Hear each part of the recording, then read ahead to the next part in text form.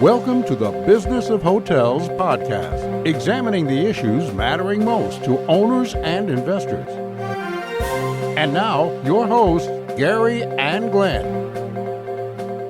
Hey everybody, Glenn Haussman here of the Business of Hotels podcast with the one and only Mr. Gary Isenberg. Hello there, Glenn. How's your summer going? How have we been? I haven't seen you in a while. I know, it's been too long. I feel like you've retreated to the Outer Banks or something like that. You know, it's just been really diving in and generating business and focusing in on the business. You know, the first half of the year we have that conference kind of hustle between Alice and Hunter and NYU. And fortunately enough, through the summer months, we can actually focus on business. Yeah, it's funny you should say that because that's exactly what I have been doing. You know, July, I love July, and I'm so sad you're gone. July makes me want to tear up over here. It's like that single tear going down my face for sadness of losing July. But you know, July is my worst month for income, but it's my favorite month of the year because I have a chance to regroup, rethink, process what happened in that insane first 6 months of the year, starting and plan at for the rest right? of the year. And then plan for the rest of the year. Right. Deep breaths. I got to put out a lot of new business proposals because I know companies are focused on budgets, which we will be talking about in an upcoming episode. Yes, we here will. Of the Business of Hotels podcast. But Gary, how are you enjoying your summer? Tell me a little bit about what you're up to, thinking about business, not thinking about business, all the good stuff. You know, it's just moving too fast for me, quite frankly. I can't even believe it. Gary, this is why I was panicking about summer ending at NYU conferences. Beginning exactly. but on the business side, you know, it's interesting times we live in. I would say strange things are afoot at the Circle K. Yeah, that's a good way of putting it, Glenn. Yeah. You know, you look at what we look back at when we were at Alice, right, and we were at Hunter and so forth, and, you know, we heard terms of cautious optimism. In NYU, we heard of just caution in general. Right. Mm-hmm. We heard interest rates were rising and prediction of interest rates rising and so forth. Now the Fed has lowered interest rates. All right, so when the Fed cuts rates, and we're being told the economy is amazing, amazing, amazing, why is the Fed cutting rates? What's the truth, Gary? Well, I think, you know, well, first of all, the reason rates are were being increased to begin with, or the prediction was that we were trying to kind of, you know, slow down the economy, if you would, or make sure there's protection, if you would. Mm-hmm. Now that we're still cooking along, they're lowering the rates and kind of fighting off inflation and things of that nature, which is helpful because it pushes more money back into the economy to feed development and new builds and so forth and so on. What's interesting also is, you know, just the other day, where this market is kind of wacky, we had the greatest sell-off of the Dow 2 days ago, over 600, 700 points. Right, 2 days ago as we were recording this on, what is today, the 5th or 6th of August? Correct. Okay. Let's just put it into perspective. Yeah. So just 2 days ago, we had the greatest sell-off of the year, and then yesterday, it recovered 50% of it. It's amazing. So, you know, everyone panicking, thinking that this situation with China, this trade battle with China, was going to stimulate a complete sell-off and a downturn in the economy, and it kind of bounced back. Yeah. So GDP's up, unemployment is down, jobs are being added. It's just, the economy, as we thought about it slowing, seems to be still trucking along. It does seem to be trucking along in some extent, but when you start to look and home in on what's happening in the hotel industry, I think that even though the economy is getting along, customers are starting to feel that they've had enough with accepting rates continuing to go up and up and up. So, you know, I hear you, and I've done some digging on some data. Good. I'd like for you to tell me I'm wrong. And what's interesting is we look at, you know, I want to look at a couple of data points. First, I want to look at New York. And if we look at New York City, what's happening in this market, both occupancy and RevPAR and ADR are down through May. Mm-hmm. And it's interesting because that's kind of counterintuitive. Well, New York City is a weird market in the sense that there are so many hotels that are already here. And already, there's like a New York City, according to Lodging Econometrics, actually has 166 projects with another 28,231 rooms in various stages of development. So right now, like I said, year-to-date May, RevPAR is down 4.4%. Holy crud. For New York. That is colossal. And my guess, Gary, because New York is so big, that it's adversely affecting those nationwide numbers that we see. But it's not. It's not. That's what's interesting. What? So we'll get there in a minute. All right, I got to hear about this. And occupancy is down 2.9, and ADR is down Again, just speaking about New 1.5%. York. Right. Just about New York, right? So we're seeing New York being kind of impacted and suffering in the sense of a downturn. Right. So I thought the same thing you. It's got to Yeah. be a nationwide problem. Yeah. This is what's happening, right? Right. So I did some work in looking at the second quarter report from Smith Travel Research. You know, occupancy dropped Right.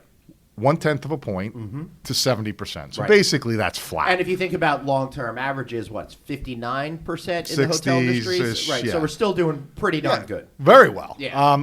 And then average daily rate is up 1.2% for nationwide. So whereas New York was down, nationwide is up, and overall RevPAR is up 1.1% at $93. So if you're looking at that, thinking about strange times are afoot happening here, what is going on in the rest of the country that New York is not experiencing? Is it a supply issue? Is it something else? Because I feel like more people are coming to New York than ever before. I think a lot of what we're seeing is, and the reason why things are changing and things seem afoot or whatever you want to put it or seem a little strange. And so I'm just excited to make it a Bill and Ted Part 3, so I'm using that phrase. Is because of the fact that there's a lot of shifting going on. A lot of things are changing. So another interesting statistic is some of the markets that have had really good growth. Right. You know, of the top 25 markets, the one that had the greatest growth is Minneapolis. What? Right. Who would have thought, right? Yeah. Tell me San Francisco, tell me New York, tell me Seattle, tell me Miami or something, or even Nashville. Right. But Minneapolis. I will say, speaking of Minneapolis, I happen to have been there in the middle of June for the High Tech Conference.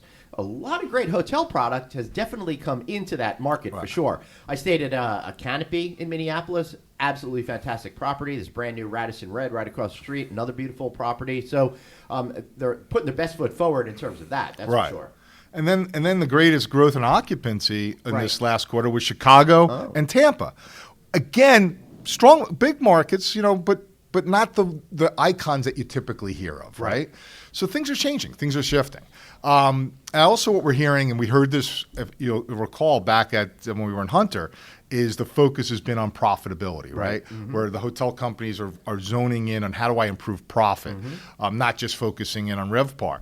And we've got some interesting stats on that as well. Well, yeah, I definitely want to hear them. So to just put a little qualification in my mind so I know exactly what we're talking about. Hoteliers are more than ever thinking about how much money they're actually spending every single day. So it's not just about the money they're bringing in. It's the whole notion of trying to figure out ways to spend less and put it out the door. And obviously we're seeing, and we're continuing to see, and we've talked about this in many episodes, we're seeing upward pressure in salaries and wages. Huge. And we're going to continue to see that. Right. You know, we're talking about a national minimum wage of $15 an hour. Which would be insane considering it's at 7.25, and to more than double it in a few years was probably going to be a rough pill to swallow for many. However, though, it's baked into a lot of markets already because of the yeah. living wage. New York's minimum wage is $15 an hour. I think about Seattle, the Northwest, yeah. So there's a lot of places that it's already baked in. But if you're in like Akron, Ohio, it may not be. Right. Absolutely. So those markets and our industry is significantly impacted by that. Because if you're paying, let's say you're even paying above minimum wage, and you're paying a room attendant $10 an hour. If it goes to 15, you're talking a 50% increase of your cost. And then if you're already paying that person $10 an hour, you're not going to bump it to 15. You're probably bumping to more. So, and as we talked about, our industry is becoming very focused on cost, right? So, I talk about it all the time on this show and other shows as well that I do, because this is the only way that hoteliers at this point, I feel that they have a sense of control, because they can't keep pushing the rates in the way that they had been in the last 10 years, right? Correct. And I think we're going to continue to see this slowing. I mean, even though the nation is up for the second quarter of 2019, there's still it's still positive trending forward, but I think that growth is slowing and going to narrow and maybe even start to be a decline. But I think it's going to be everything. I think it's going to be subtle going forward. Right. So, and I think hoteliers have the opportunity right now to focus in on the expenses and deal with that subtle loss of revenue to improve profitability. Right. Now, what's interesting to me is we're still in this upward swing, and typically at this type of the phase of the market, we're not thinking about cutting expenses. That usually comes after the downturn. But now it's happening now. Right.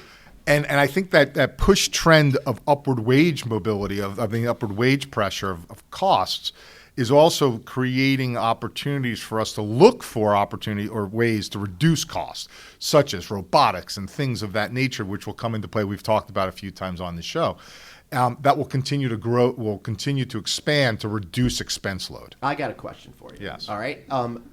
The big story that came out of the last downturn, 2009-ish, give or take, depending on how you're measuring it, they were talking at that time about during that very, very fallow period that everybody was really great at utilizing technology and other methodologies to strip out a lot of the fat from their organizations and became a lot smarter in aggregate as hoteliers, right? I think we've got a lot better handle on those expenses. So now, all these years later, are there new ways to save money, or has fat crept back in? How are people going to enjoy some of the savings that they did the first go around, or have we been too good for our own good, and at this point, is it going to be nowhere else to go? That's what I'm getting at. So I think it's a couple of things. One, there's no doubt that rising revenue creates expense creep, right? Because you can hide a lot of sins with rising revenue. Right. So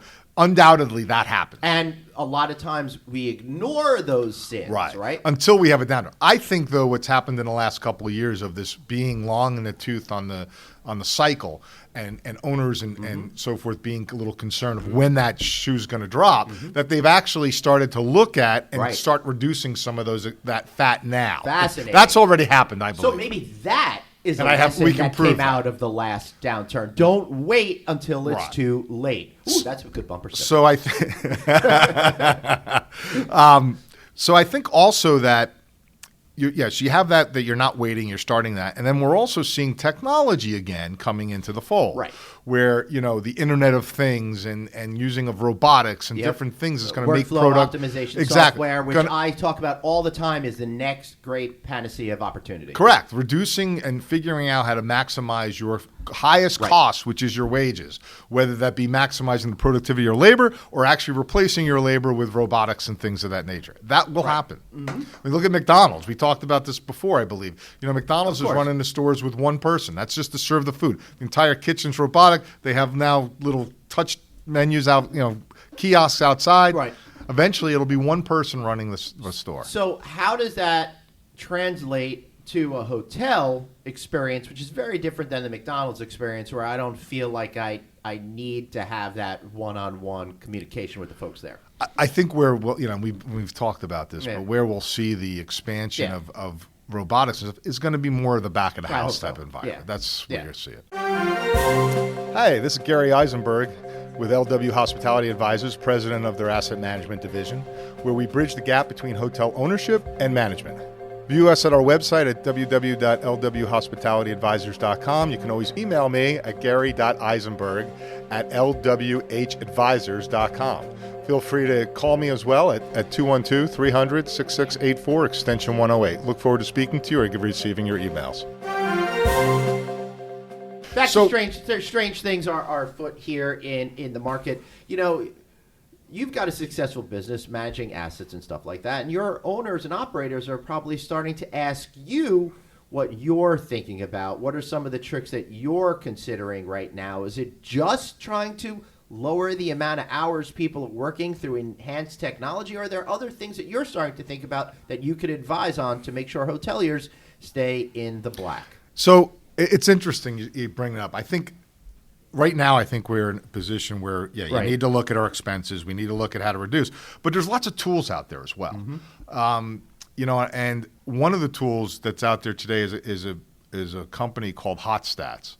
And HotStats does kind of a star report on the P&L, if you would, for hotels. Yeah, they sure do. And Dave Eisen, former Correct. editor-in-chief over at Hotel Management, went over there, and he's a great guy, and they're an interesting company. So, yeah, great guys. And their data is interesting, and he puts together a newsletter and sends out some stats on the industry as a whole.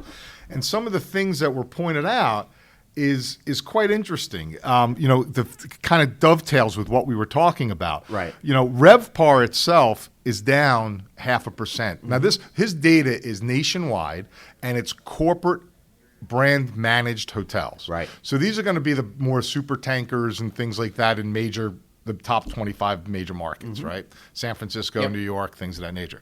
So room revenue is down 0.5 point, half percentage. Total revenue, on the other hand, is up almost 0.5 point. Right, and I think we of a could point. explain that now that hoteliers are starting to suddenly realize, hey, if we sold some drinks, we could make some money. Right. So food and beverage is up. Right. Conference planning. They're putting a lot more emphasis of looking at the pricing of that and how do I maximize that? How do I yield that versus the other stuff? And how do I promote and get more business and maximize the seat in the bar versus like a hotel room with RevPAR, same type of thing. So what you're talking about are some of the other issues that are starting to come to the fore is not thinking about a customer and how much they spend on just the room, but the overall revenue you could get for each individual customer. And the profit associated with it. Right. So also what we're seeing is in this report nationwide, definitely seeing an increase in payroll, 1.6% wages rose. Right. Okay. So, but what's interesting is GOP, or as it called GOPAR, GOP per available room, went up 0.9%. Right. That's so, gross operating profit. So what I just told you is wages went up 1.6, right? Room revenue went down. Total revenue went up slightly, but meanwhile, GOP still went up. Right. Other expenses have gone down by almost 2%. So as an industry, we're finding... you guys can't see it, but I'm Making furrowing my brow, making a face. What do you mean they've gone down 2%? They've gone down because hoteliers, like I've said, in the past have been looking and fighting off this kind of downturn of revenue, looking for ways to save money. Okay. Negotiating better contracts, reducing expenses, eliminating product, whatever it might be. So they're not offering less toilet paper. Hopefully not. Right. Okay. Or cheaper toilet paper. Right. You think we're at the point now where we've had this movement for hotels to encourage guests not to get room service cleaning every single day, housekeeping service every single day. Is that making a difference yet in terms of bottom lines for hoteliers, or is it still just a little bit of vapor in that? The numbers I just read doesn't really tell us that because of the labor being increased. Now, that could be not be because we'd see that in labor, that savings, not necessarily in other expenses, right?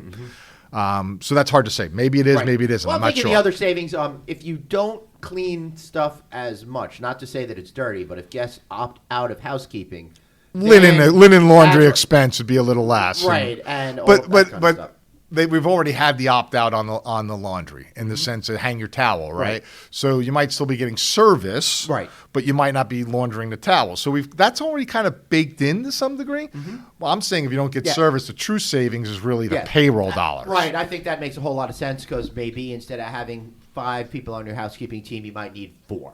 Correct. Right. Okay. Right. So that's that side of it. It's hard for us to see on these numbers. Right. Maybe it is happening, and maybe the increase of payroll would be 2% without that savings. So when things are strange and things are uncertain and things are in a state of flux right now, as somebody that's helping assets maximize profitability, where do you think then you have to really start to focus on? Is there any low-hanging fruit here, or are things at this point more complex because of what I mentioned before with everyone was so good at their darn jobs? Yeah, every asset's different, so that's kind of a loaded question. I mean, some assets you go in and you find a low-hanging fruit. I mean, we have clients that we start start a new client tomorrow and we'll find low-hanging fruit and you fix those.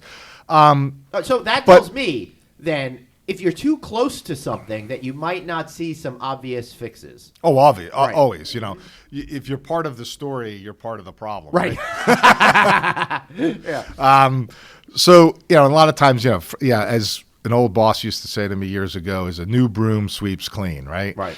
So sometimes having someone new set of eyes look at things is a good way to look at it. So we do a lot of that for clients and go in and say, hey, how can we make this a little more efficient and better and so forth. But also, I think you're asking a question from 2009.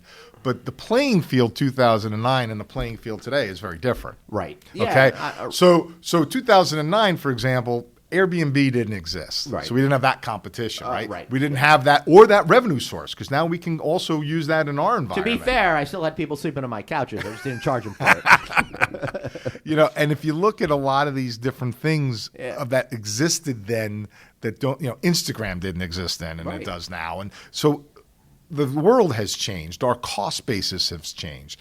Instagram and things of that are great marketing tools today that cost very little money. So, and I think our industry is just starting to kind of harness on how to harness that and utilize that. Mm-hmm.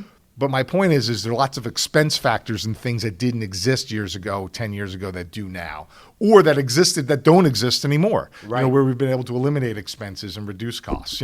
For example, cable TV bills, like that's changed, right? The way people watch TV in hotel rooms. Now everything's more streaming and things of that nature. Mm-hmm. So it's not just, buying SpectraVision cable or whatever and putting it in the guest room. So all those services are kind of morphing and changing. Yeah, they certainly are. SpectraVision, remember that?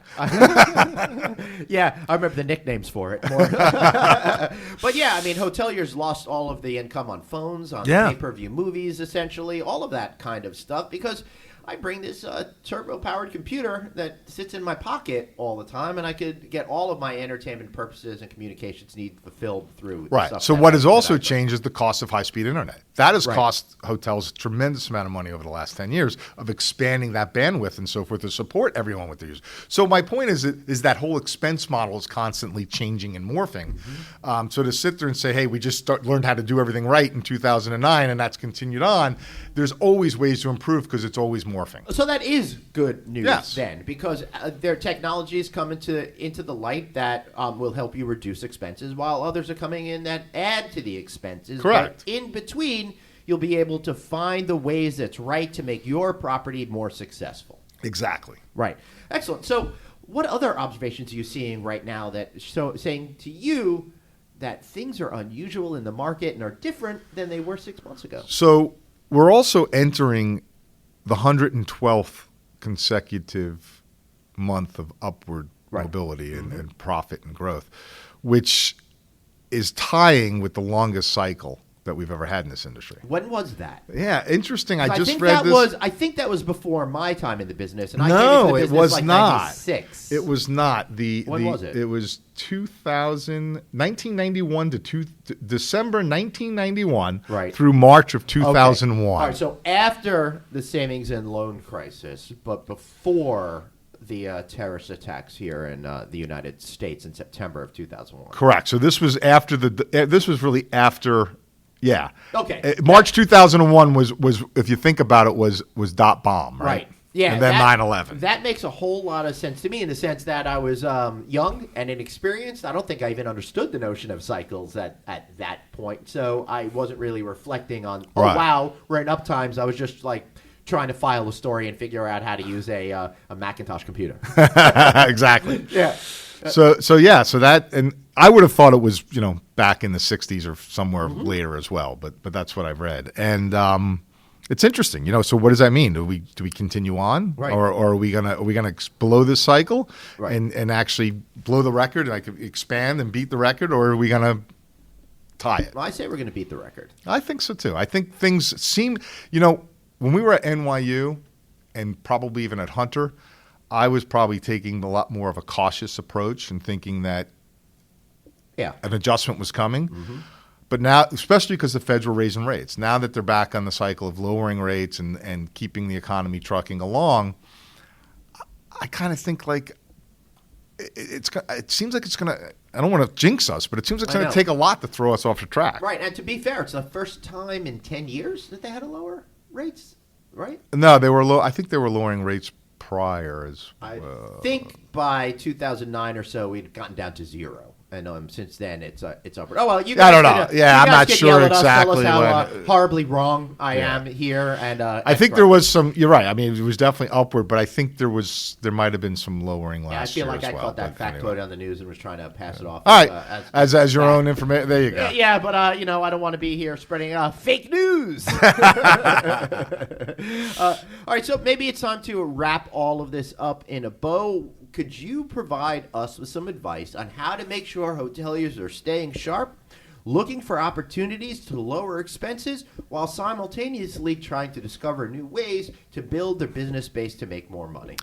So I think if we look at the trends and what the statistics we just spoke about, and what they demonstrate, is hoteliers are looking at trying to find other revenue opportunities to offset the losses of room revenue. And I think we should all be looking at that. Is there an opportunity to implement a resort fee?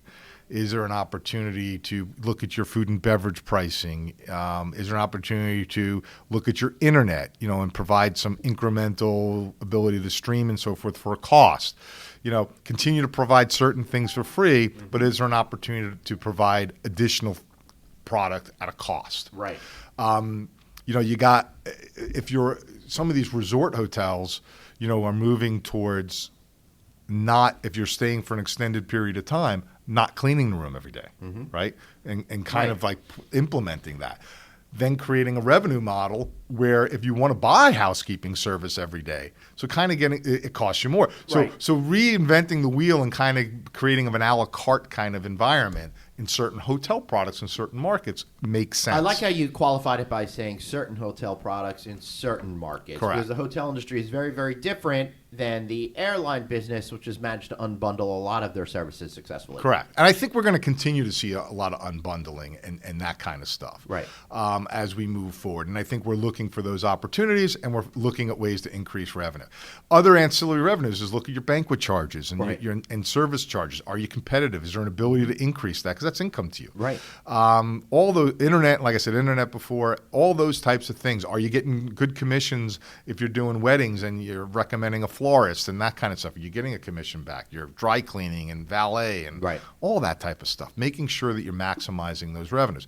On the expense side, it's, again, just looking at tightening the control of those expenses, looking at productivity and housekeeping and payroll. And we're seeing those in the numbers that we are tightening the belt to make up this. That's why GOP is increasing. So I think to continue to follow suit on those things, I think we'll be able to kind of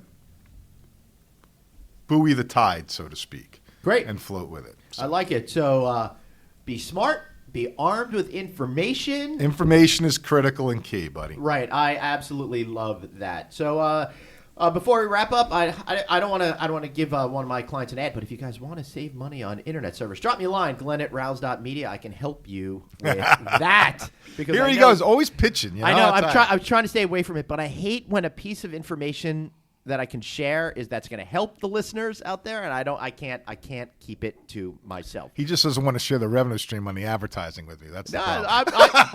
I totally will, Gary. If we get any commission on that, I will totally split it with you. Glenn, once again, it was a great show. It was great seeing you. God. It's been too long. We got to do this a little more often. And let me say to you, Gary, I know that we've been very busy this summer, trying to get all our plans into shape, and I've been having a great time. And it was about a year ago right now that we met in a diner in Huntington to start talking about putting together this show. So that's right. Yeah. Really excited that we've been putting out all of these great episodes, and I'm just loving the rapport that we've built over this last year. It's been phenomenal. These conversations are just so much fun, and I hope that all of you guys are liking the show as much as we are. So give us some feedback. Tell us about some of the topics that you would like to hear about. Because we can talk here all day. We're having a great time. You can see that. I'm making Circle K jokes and stuff like that. But the truth is, we are here to educate and empower you and your businesses to be more successful. So drop us a line here. And Gary, how could we find you if someone wants to give a suggestion? You're doing this to me again, aren't you?